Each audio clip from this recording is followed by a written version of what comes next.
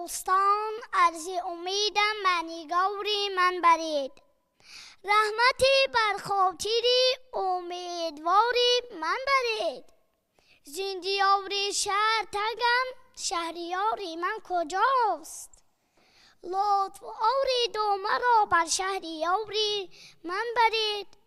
یا مرا از خاک پایش سرمواری آورید، یا با من در رهگذاری شهسواری من برید. من قاتل خمسه نوزی نگاری نخطم، پی به این معنی زیریحانی مزاری من برید. گر همه خواهم جان آسان دیم همگام نظم، جای تکبیر و تلاوت نامیاری من برید. در پریشان روزگاری گر برفت عینی زیدت، جنب بشینید و یاد از روزگاری من برید. ابوالقاسم لاهوتی محبوبی همه خلق جهان شد وطن ما، امیدی همه بی وطنان شد وطن ما. چون سر نفراریم و تفاخر ننماییم، شأن و شرفی عالمیان شد وطن ما. 100 ساله این کس اینجا نکند شکوه پیری، با عمر کهن تازه جوان شد وطن ما. خدمت بکند از دل و جانش که برابر، با رنگ دلی قیمت جان شد وطن ما. با سینه و سر حفظ کنمش که فاشیسم آزاد کنی اهل جهان شد وطن ما. داستان چی خوندی؟ داستان جان شیرین، داستانی چشمش علات شد، مرج در صحرا. از همینو از یاد کردی ها؟ خب سلامت باشید. یک مصرعی ربایی میگویم، دو بیتی میگویم، شما دوام میدید. باشد عزیزم. مادر تو جوان و جاویدان خواهی ماند. مادر تو جوان و جاویدان خواهی ماند، اندر دل جان آدمان خواهی ماند. آموز زبان مادری جمله ز تو، تا هست حیات در زبان خواهی ماند. ما میگذریم و این جهان میماند. ما میگذریم و این جهان میماند.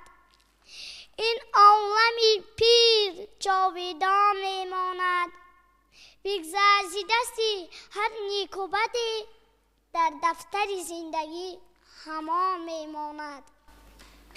پرواز بلند ما توی استقلال. پرواز بلند ما توی استقلال، ایجاب دی پسند ما توی استقلال. در راه وطن سید دوچند باید، این سد دوچند توی استقلال.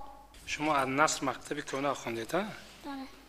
همین مکتب کهنه با چند سالگیش برفت استاد عینی؟ 4 ساله، 4 ماه و 4 روزه بودنش. هم مکتبدار وقتی که به سیم در آمد از دست خلیفه کلتقی گرفته چیکار کرد؟ خلیفه رو زد ها؟ خلیفه چیکار کرد؟ خلیفه با آدمان از بوریا کندم بازی میکردم. همین همراه پدرش چی بردن به مکتب؟ مکتبدار اون رو گرفت و کشاد و چیکار کرد؟ آنها را شکسته به طرفی طلبگان هوا داد و آنها رنگ مرغ بری میخوردن، زن و زنی میکردن. اول خودش خوردن بعد میکردن. خب همین در این مکتب کنه چقدر خوند استاد عینی؟ همینجا ختم کرد یا با که دیگر مکتب رفت؟ نه، مکتب دخترانه رفت. با کدوم اثر نصری خوندی؟ از درازوی پدر. قهرمانی اساسی این اثر کی است؟ مهربان، میژگان، مشرف، ناظمی. نامی از ناظمی فهمیدش بود و نامش ازلشا بود. شفق شریف، قطاسی استادی ناظمی، ایشانی نعمت الله خان پدری مشرف. آخران در یک شعر دوست داشتن را محلش مرحمت بجان دی خونی. ایا ای پیشوا مردی خدا داد، بیکردی از سری نف کشور آباد. همه احسن همه خانه تحسین، به آن فرزانه مادر که تو را زاد. پی حفظی وطن از خواب ماندی، گهی از دیده جایی اشک راندی. بسد از ما تلاش و زحمتی بیش، وطن را بر ره وحدت رساندی. خدا خندید بر رویت که امان باش، صدوار زاده روی جهان باش. مگو زینهار روز پیر گشتم، همیشه پیشوای تاجیکان باش. پیش از این هم تخت شهرت داشتی از جرأتت، یافتی از پای جرأت تاج و تختی شهرتت. پیش هم بودی چو مژگان روز و شب پیش نظر، پیشوا بودی زمانی حفظ کشور از خطر. پیش از این هم پیشوا بودی تو در دنیای ننگ، رودی عقلت کرد خاموش آتشی سوزانی جنگ. رفتن از جنگلی هستی همه گرگ و پلنگ، دور شد از چشم بحری زندگی خواهان نهنگ. نیست آسان رو بروی قاتلان حرفی زدن، به هراس از مرگ خواه امیدی هستی داشتن. نیست آسان در زمینی گشته از خونها و زکاب، با امیدی خوشه گشتن دانی مقصد کاشتن. بارها پیش از همه رفتی بجای مرگ بار، دل پر از مهری وطن داری بسر فکری دیار. بود مقصودت که بینی سرخ روی خونجگر، پیش حرفی جمله هم بودی تو در صدها اثر. کی رود پیش گروگانگیر پیشی توپ و تیر، کی زند خود را به آن جایی که گیرندش اسیر.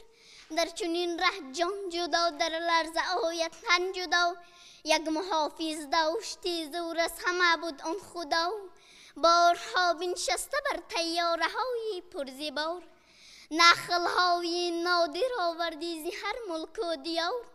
سبزتر خوش روی تر تا خاک اجدادی شود، هر قدم آباد و هر جا مسکنی شادی شود.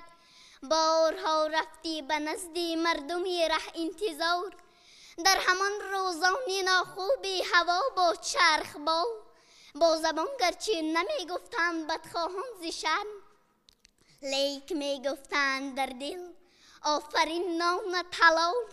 می غباری دلت را کرده است آینه ها، جا تو را دادند در کاخی بزرگی سینه ها.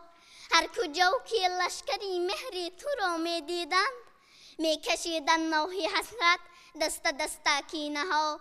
داستان جان شیرین کندند به آخر است، این خلاصه این بهای داده هر ناظر است. پیش از این هم گشته بودی در زبانی خاص و عام، داستانی اعتراف و مثنوی احترام.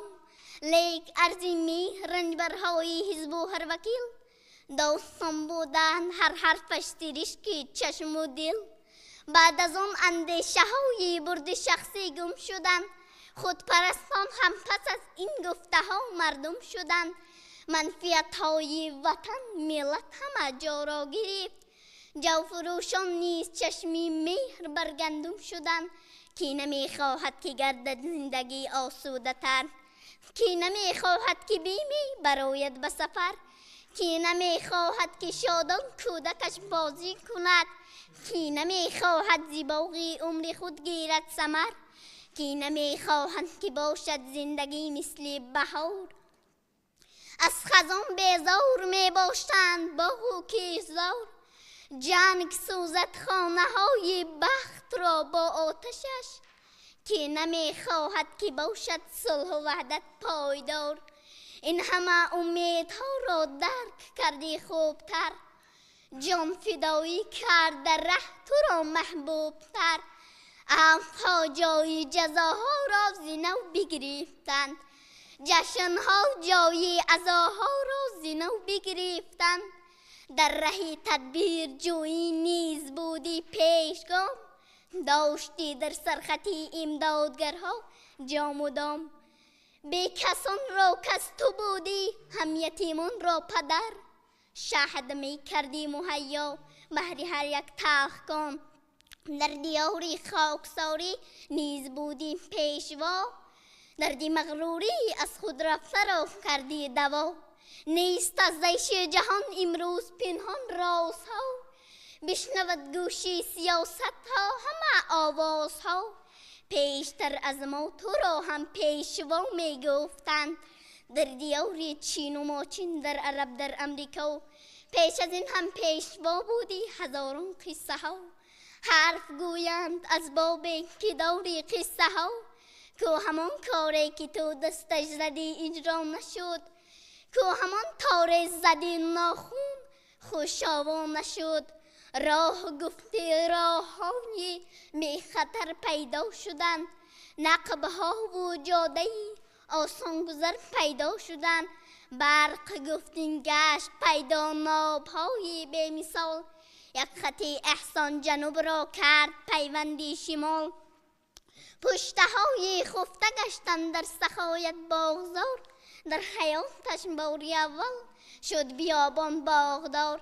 حرف گفتی از ضیای خوب گوشت کردند، دسته دسته رو به علم و معرفت آوردند. استاد لاهوتی یک غزل داره با نام تنیده عشق تو در تار پودم میهن. تنیده عشق تو در تار و پودم میهن میهن. بود لبریز از عشقت وجودم میهن میهن. تو بودم کردی و با نابودی پروردی، فدای تو بود و نبودم میهن میهن. به هر مجلس، به هر زندان، به هر شادی، به هر ماتم، به هر حالت که بودم با تو بودم میهن میهن. اگر مستم، اگر هوشیار، اگر خوابم، اگر بیدار، به سوی تو بود روی سجودم میهن میهن. به دشت دل گیاه جز گل روید نمی روید، من زیبا زمین را آزمودم میهن میهن. مادر مادر جهانی ارمان مادر. مادر مادر جهانی ارمان مادر، مشعل بسری گور شهیدان مادر. تو کشته داغی اسکرانی نوخط، تو غالبی کارسازی گلمان مادر. جهان و زندگانی با تو زیبد. جهان و زندگانی با تو زیبد، سرور و شادمانی با تو زیبد. جوانی کن جوانی کن جوانی، خوشی های جوانی با تو زیبد. بیا گل را با گل پیوند سازیم. بیا گل را با گل پیوند سازیم، بیا دل را با دل پیوند سازیم. در این دنیا که خود فند و فریب است، چرا ما هم دیگر را فند سازیم. جهان ساز و جهان آرای ای زن. جهان ساز و جهان آرای ای زن، ستون گنبدی مینای ای زن. نه تنها قلعه دلهای ای زن، که حتی قلعه دنیای ای زن. استاد من خدمت این اثر کی است؟ اثر جلال اکرامی. این سخن درباره چی میرود؟ درباره سرگذشت جلال اکرامی و سرگذشت صدرالدین عینی. خب یگونجا تاثیر میکند با آخرش با استاد عینی؟ چرا؟ تصویر یگونجا تاثیر میکند که با استاد عینی چه خیلی با خوردن سببی با آخرشون؟ بله. خب کنی یگون کم پا وقتی که شهر دهی؟ صدرالدین عینی از بخارا می آمد و جلال اکرامی در چی میخواند؟ در پیش مکتبشون میخواند، در پیش مجلس مکتب میخواند. و وقتی که او میپرسد که تو هفت یک را از یاد کرده ای، و او میگوید که من درس میخونم، ولی او معلم ما هفت یک را به ما خیلی خوب درس نمیدهد و او را میگوید که تو را باید به شهر بخارا برم، و او را به شهر بخارا بعد میبرد. و وقتی که به آنجا میرود، در اول شعر می نویسد، شعر درباره دختر تاجیک می نویسد و بعد خیال را می نویسد. استاد عینی او را چند خطا می گیرد و بعد باز حکایه نو را می نویسد. وقتی که حکایه نو را می نویسد، باز رمان شادی را می نویسد. بعد از رمان شادی او چند مرتبه همون حکایه‌اش هم میگرداند؟ نه. وقتی که نهم بار می آورد او را، بعد میگوید که این حکایه تو درست است. این یک داستانی دیدم که در همین جوکی در همین دفتر شما با نام داستان چند نمونه دیدم که در دیگر دفترها تکرار نمی شود، یعنی انتخاب شما است. خب از یاد کردید از همین داستان؟ ها. خونی؟ بود یکی دیه با نامی مردستان، مردمانش ولی زنان بودند، در همسی همه جوان بودند. هر یکیشان که گفتگو می‌راند دیگری را به نام شو می‌خواند. مثلا این چنین زنی بهرام، زنی سنگین، زنی زفر، زنی سام. دور از آن ده به یک دامنی کوه جنگلی بود پر صفا و شکوه، سبز و پرجیل و کاج‌ها در آن، سرها همچو قامتی جانان. پیش هر سر بود از مرمر ایازی پولاد و سنگ از پیکر. هر یکیشان یادگاری شویزن گریان رسته پر صفا چمنی، خردک نمازی فرتی سبزه و گل، جای الهام و خوانشی بلبل. رسمیان ده بود این که هر ساله همه زنها به موسمی لاله خوردنی های خوب می پختند، نقل می ساختند و شربتی قند. کیسه ها پر نموده از آجیل، مرغ بریان نهاده در زنبیل. مثلا گوشت ها هینا مانده، سر و رو را گلاب افشانده، جامه پوشیده پرنیان و حریر، گیسوان تاب داده همچون زنجیر. اسمه بر ابروان کشیده بناز، دف و چنگ و نای و بربط و ساز. سلامت باشید. تشکر. زحل романи восеро пура хондагӣ ҳастед шумо? қаҳрамонои ҳамон асара киё ҳастанд? واسه است. بعد دولت و حسن پسرانی وی هستند. ریزا دامادی وی که او را به پسرخوانجش قبول میکرد و جابری داروغه که کسی که گندمانی که آنها می بردن در آنجا او نگهبانیشان میکرد و با نازیم بود و همسایه آنها بود.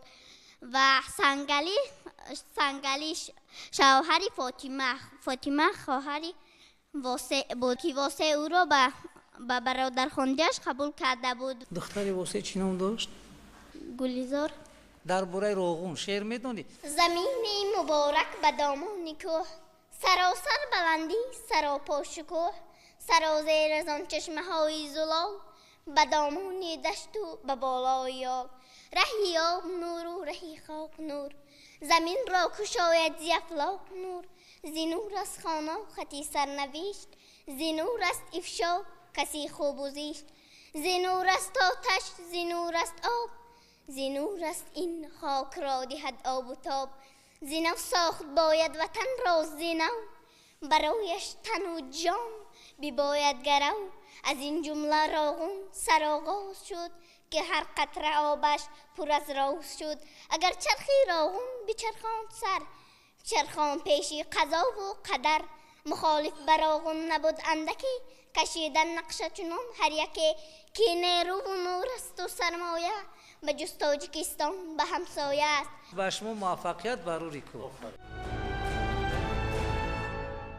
از صبا پیغام جان آید همه، مهرگانی مهربان آید همه.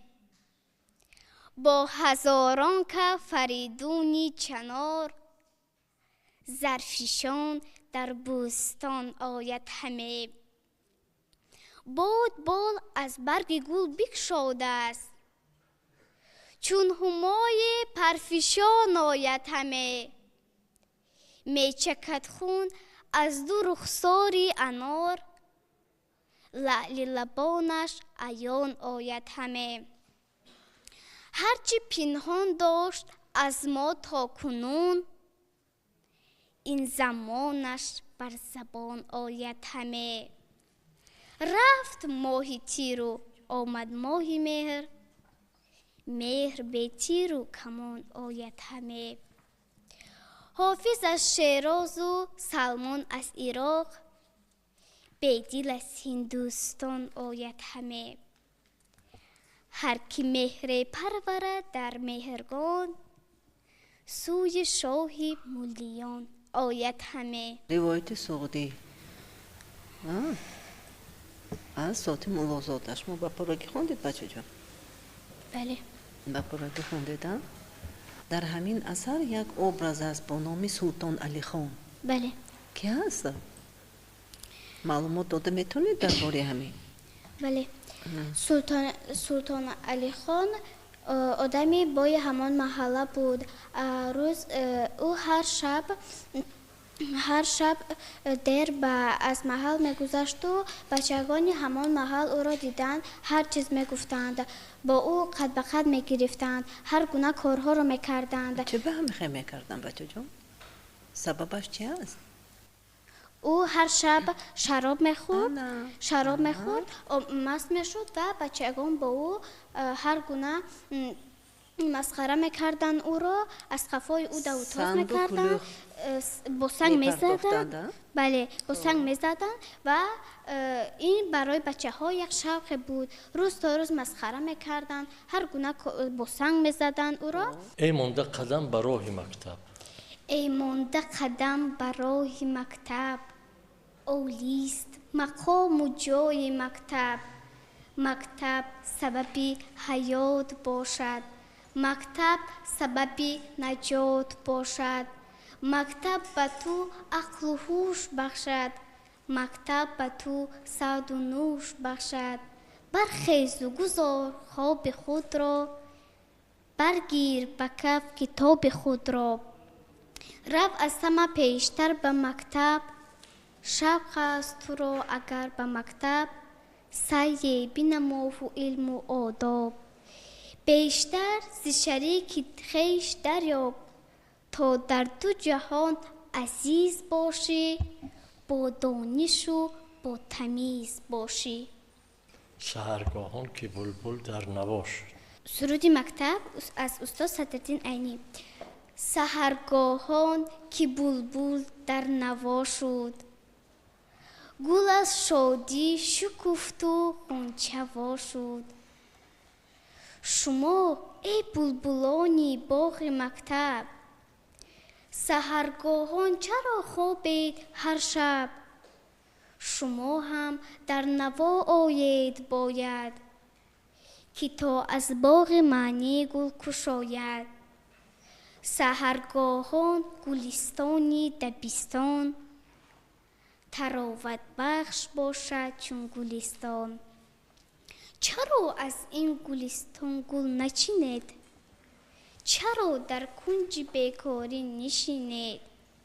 биёед эй рафиқон дарс хонем, ба бекорию нодонӣ намонем.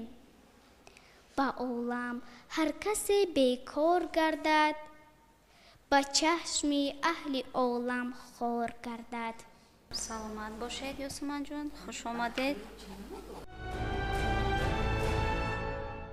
гум гашт зи одамӣ садоқатмандӣ, пайдост ки беғам нарасад хурсандӣ.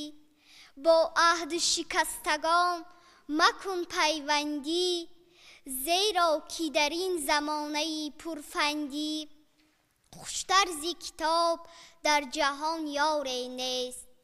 садранг агар ки ҳаст роҳи тақдир, аммо ҳаваси ҷавонӣ дорад ҳар пир.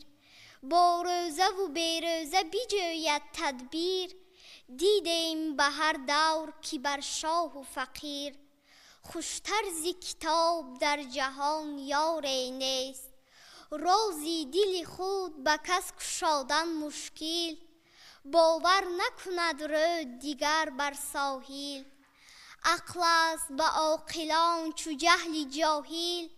пас чист ки ҳақ ҷудо кунад аз ботил, хуштар зи китоб дар ҷаҳон ёре нест.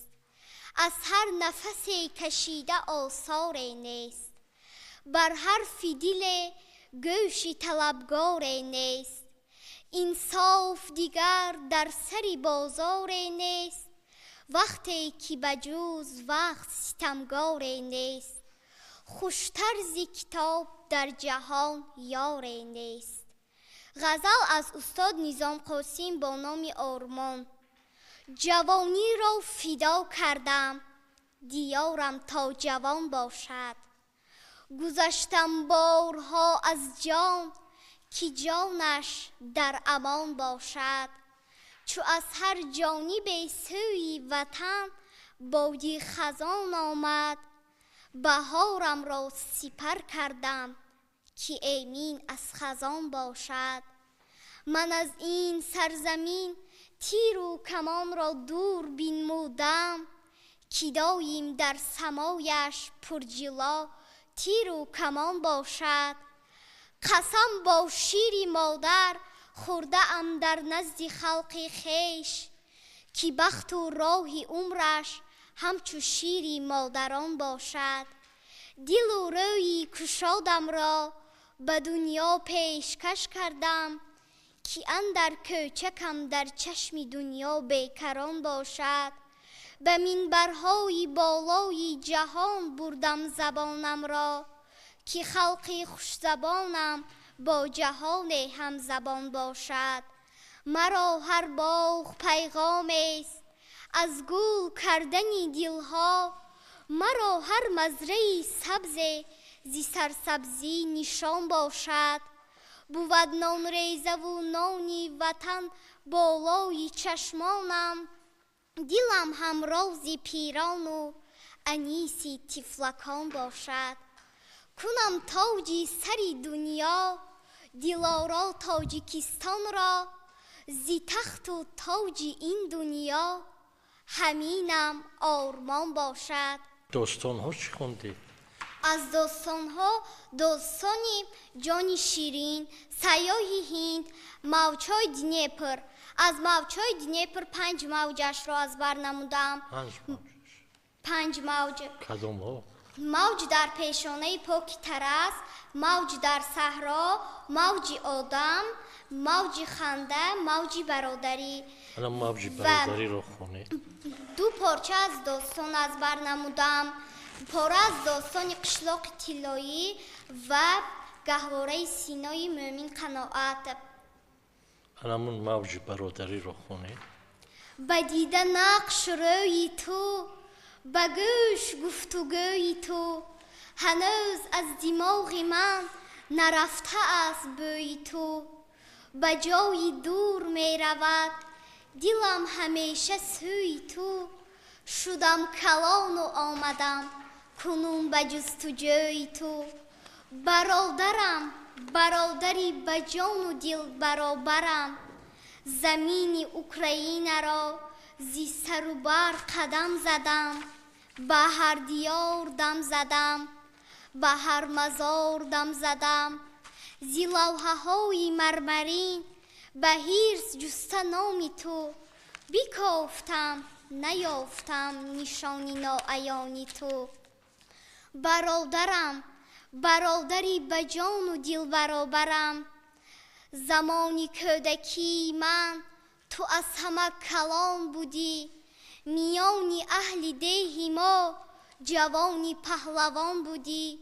چناری سایبان بودی، مداری خاندان بودی. ولی زی خاکساریت به چشم ناعیان بودی. برادرم برادری به جان و دل برابرم، بگو کنی مزاری تو، مزاری خاکساری تو. به وقتی زخم آخرین کی بود در کناری تو؟ دم فتادی بر زمین کی بود در نگاهی تو؟ به چشم انتظاری تو.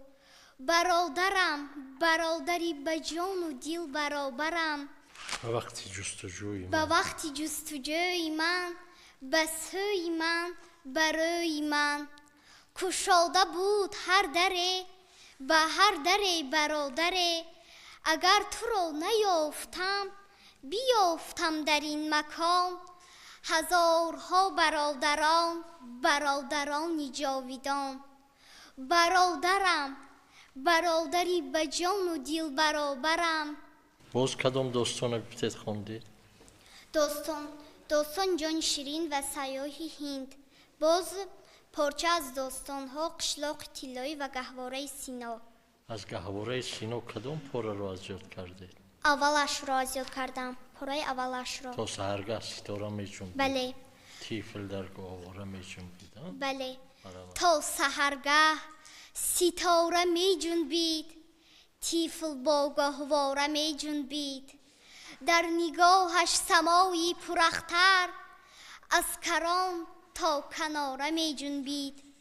می گذشتند ظلمتی شبها در نظربازی‌های کوکب‌ها صبح را می‌کشاد با سختی الله مادران و یارب‌ها زیر فالی بلندی اخترزاد با بد و نیک‌های مادرزاد به زمین چون فرشته خاکی از کنار ستاره پای نهاد مادر از پس دعای او می‌خواند افشانه چیره دست می‌افشاند پیش می‌رفت و افشانه در جای باری غربت به دوش او می‌ماند در بخارا که درد ارزان بود درد انسان عطای یزدان بود صد شفا در کتاب در گنجور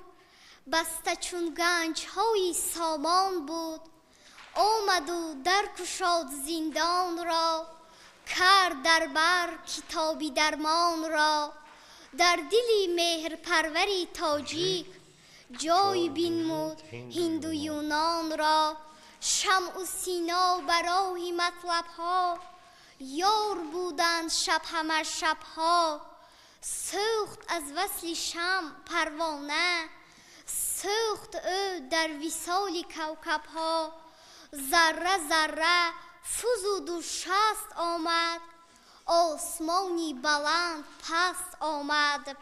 خوب خیلی خوب. اگر نگاه کنید یک ستاره آسمان باز یک ستاره دیگر کی است اون ستاره؟ مادری آفرین مادری ابراهیم سینا. آفرین استاد لایق الا شعری عجم فردا مرا تو زنده خواهی داشت الا شعری عجم فردا مرا تو زنده خواهی داشت الا شوری دلی دنیا مرا تو زنده خواهی داشت به زیر سنگ‌های ثابت و سیار گردون‌ها الا البرز پابرجا مرا تو زنده خواهی داشت بسا شعری تری دنیا بود اندر لبی دریا الا شعری تری دریا مرا تو زنده خواهی داشت اگر لک لک دلی پاکم یک یک در دلی خاکم الا فرشی زی عرش اولا مرا تو زنده خواهی داشت دلم روزه اگر از درد شیر و عشق میمیرد الا عشق جهان آرا مرا تو زنده خواهی داشت سخن پیدا و ناپیدای هر خلقی سخن ساز است الا پیدا و ناپیدا مرا تو زنده خواهی داشت الا دیوانی حافظم باشی زی هر مرگ الا دیوانی مولانا مرا تو زنده خواهی داشت. از استاد سفر ایوب زاده محزون خداوندا جدا از من مگردان غزل از استاد سفر ایوب زاده محزون خداوندا جدا از من مگردان دوستانم را مکن خالی زی نقشی پای یاران آستانم را فروغی صحبتی آگه گیلان باشد غزلهایم به دستی جاهلان مسپار شعر و داستانم را زی بزمی بیغمان دورم بیکن که از غصه میمیرم دوچاری من بگردان دلبری آرامی جانم را ایا شیرین زبان بی تو بیا که کامی من تلخ است به شهدی بوسه های خود بکن شیرین زبانم را دمی مرگم زی حافظ جای یاسین بیت خوان محزون که با شعری روان خواهم سپاریدن روانم را هم خنده من گلی سیاه گوش تو بود هم گریه من تراشکی دیگی تو بود قشلاقکی من خطت نویسم همه عمر استادی خطم معلمی بیکی تو بود گر محفل دوست آردد خرسندی بهتر بود تبسم تا خندی هر چند لبت سخن به شهد آمیزد شیرینی شنیدن بچشی لببندی. ҳамин дар ёддоштҳои устод Садриддин Айнӣ як нафарро тасвир кардааст бо номи Лутфулло Гӯпон. аммо ки аст? ҳамон писари Авезхоҷа буд. чӣ кор мекунад ки шарт мебанданд ва ба чӣ шарт мебанданд? ба ҳалво овардан. Тӯта подшоҳ ҳаст, медонед? бале. афсона мегуфта? бисёр зани ки афсонадону дар афсонагӯӣ моҳир буда. чанд сола буд? бале, ӯ 70 сола буд. аз 80 гузашта буд. аз 80 кадом гузашта. афсонаҳоро барои бачаҳо мегуфт?